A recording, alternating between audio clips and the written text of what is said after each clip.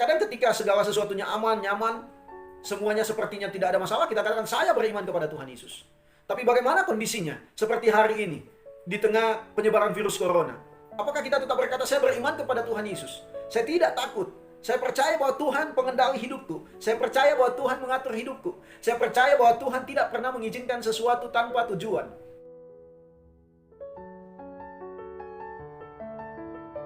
Salam saudaraku yang terkasih dalam Tuhan Yesus.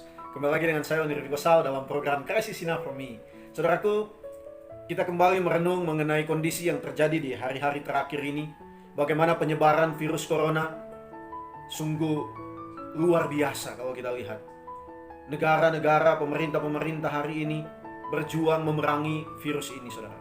Bahkan termasuk di Indonesia hari ini cukup banyak penambahan orang-orang yang terjangkit, saudara.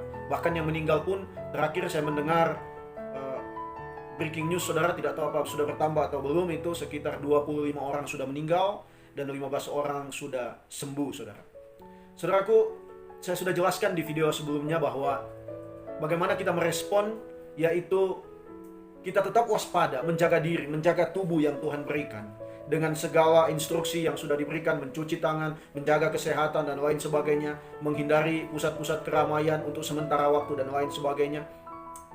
Dan saudara, saya mau katakan bahwa respon kita, jangan sampai kita dikuasai oleh ketakutan, kekhawatiran, dan kita seperti orang yang sudah tidak lagi percaya dan memandang kepada Tuhan. Ini yang saya bagikan sebelumnya, saudara. Bahwa ingat, Tuhan berkuasa, berdaulat, Dia yang mengatur, mengendalikan seluruh dunia termasuk kehidupan saya dan saudara. Dan saudaraku, saya merenung apalagi sebenarnya yang bisa saya bagikan kepada saudaraku semua berkaitan dengan kerinduan Tuhan, berkaitan dengan ujian, pencobaan yang sedang terjadi menghadapi sakit penyakit ini, saudara. Saudaraku, saya mau katakan bahwa iman seorang yang percaya kepada Tuhan Yesus banyak sekali bertumbuh ketika dia ada di dalam tekanan hidup, dalam pergumulan, dalam pencobaan dan penderitaan, dalam duka yang berat. Kalau orang hanya tenang-tenang saja hidupnya, sepertinya tidak ada masalah, tidak ada pergumulan, tidak ada duka dan lain sebagainya, biasanya imannya biasa-biasa saja. Tetapi orang yang diizinkan Tuhan mengalami begitu banyak gelombang, pergumulan, badai dalam hidup, pasti imannya bertumbuh dan bertambah kuat di dalam Kristus. Meskipun ada juga memang orang yang ketika mengalami pergumulan menyalahkan Tuhan, kecewa dengan Tuhan, ada.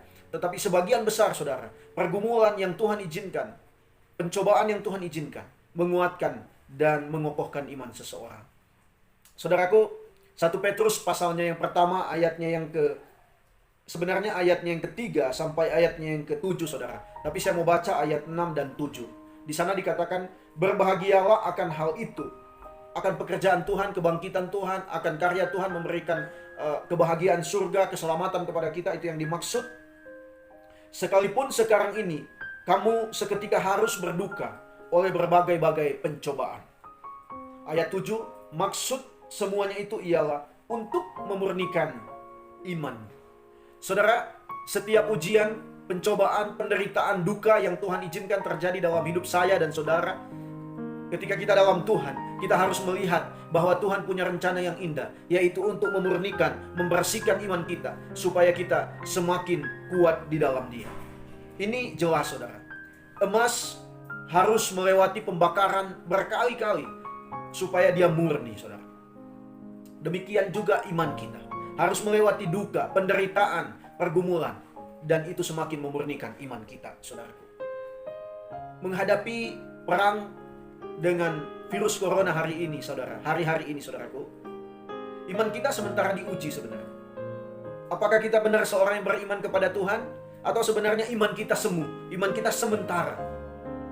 Saya mau katakan bahwa kalau kita memiliki iman yang kokoh di dalam Tuhan, kita akan tetap jaga hidup kita. Kita akan tetap berhati-hati dengan virus ini, saudara. Tapi bukan berarti kita dikuasai ketakutan, dikuasai kekhawatiran, sehingga kita tidak dapat lagi berbuat apa-apa dan sudah fokus pada ketakutan terhadap virus itu, saudara. Ini yang harus kita renungkan, saudara. Terkadang ketika segala sesuatunya aman, nyaman, semuanya sepertinya tidak ada masalah, kita katakan saya beriman kepada Tuhan Yesus. Tapi bagaimana kondisinya seperti hari ini di tengah penyebaran virus corona? Apakah kita tetap berkata saya beriman kepada Tuhan Yesus? Saya tidak takut. Saya percaya bahwa Tuhan pengendali hidupku. Saya percaya bahwa Tuhan mengatur hidupku. Saya percaya bahwa Tuhan tidak pernah mengizinkan sesuatu tanpa tujuan. Ini orang yang benar-benar percaya dan imannya kokoh sementara dimurnikan oleh Tuhan. Dan saya percaya orang yang memiliki iman seperti ini, bukan iman semu, dan dia bisa menjadi kesaksian bagi orang lain, saudara. Kalau kita di dalam ketakutan, dan orang lain lihat, bahkan kita berbincang dengan orang lain sudah dalam kondisi ketakutan, orang bertanya, loh katanya dia orang yang percaya kepada Yesus, loh katanya Yesusnya berkuasa atas hidupnya, kok gini saja ketakutan? Nah itu nggak menjadi kesaksian. Tetapi ketika mungkin kita berbincang dengan orang, sharing dengan orang, kita katakan bahwa memang harus kita waspada, tetapi tidak boleh dikuasai ketakutan, dan kita harus tetap percaya kepada Tuhan Yesus, kepada Allah yang kita percaya. Ini yang benar, saudara. Kita menjadi kesaksian, menguatkan orang lain, memberitakan Tuhan kepada orang lain. Ini, saudara, perbedaan orang yang punya iman yang sejati, yang terus-menerus dimurnikan. Dia akan melihat bahwa virus corona ini pun akan memurnikan imannya kepada Tuhan.